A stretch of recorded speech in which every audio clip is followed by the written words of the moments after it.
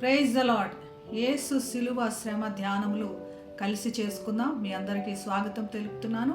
ఈరోజు వాక్య ధ్యానంగా లూకా సువార్త 9వ అధ్యాయము 23వ వచనము చదువుకుందాం. మరియు ఆయన అందరితో ఇట్లనెను, ఎవడైనను నన్ను వెంబడింప కోరిన ఎడల తన్ను తాను ఉపేక్షించుకొని ప్రతి దినము తన శిలువను ఎత్తుకొని నన్ను వెంబడింపవలెను. యేసు ప్రభు అందరికీ ఆహ్వానమిస్తున్నాడు. అందరికీ ఏం చెప్తున్నాడంటే, నన్ను వెంబడించండి. యేసు ప్రభు శిష్యులు ఉన్నారు, అక్కడ మిగతా జనం అంతా ఉన్నారు.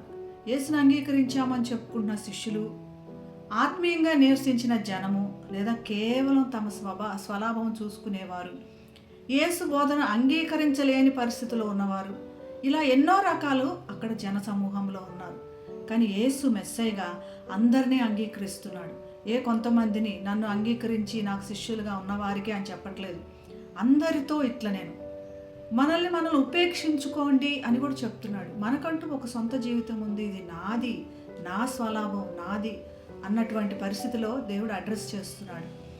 మనము మన యొక్క మిస్టేక్స్ ద్వారా లేదా మన పొరపాట్ల ద్వారా అందరికీ తెలియపరచబడతాము, లేదా మన విజయాల ద్వారా అందరికీ తెలియపరచబడతాము.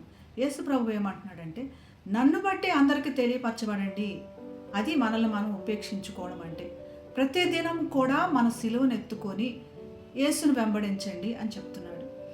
తాను ఉపేక్షించువాడు తన ప్రాణమును పోగొట్టుకుంటే కూడా దాన్ని సంపాదించుకుంటాడు అని యేసు ప్రభు చెప్పడం మనకు తెలుసు. కాబట్టి మన ప్రాణం కంటే మనకు విలువైనది ఏముంది? ఇటువంటి అన్ని పరిస్థితుల్లో కూడా నన్ను కలిగి ఉండండి, నన్ను వెంబడించండి, మీరు అత్యున్నతమైనవన్నీ మీ జీవితంలో పొందుకోనండి అని దేవుడు మనకు పిలుపునిస్తున్నాడు. కాబట్టి ఈ శ్రమల ధ్యానంలో మనల్ని మనము ఉపేక్షించుకొని యేసును వెంబడించడానికి నిర్ణయం తీసుకుందాం. ప్రార్థన చేద్దాం. పరిశుద్ధుడు అయిన యేసయ్య, నిన్ను వెంబడించే భాగ్యం మాకు దయచేయండి నాయన. నిన్ను కలిగిన జీవితం సంపూర్తిగా మేము అనుభవించాలని కోరుకుంటున్నాం నాయన. మా హృదయంలో అంతా మీరు నింపి నిన్ను వెంబడించే వారిగా మమ్మల్ని చేయమని యేసు నామమున ప్రార్థిస్తున్నాం తండ్రి. ఆమేన్. Have a blessed day. God bless you.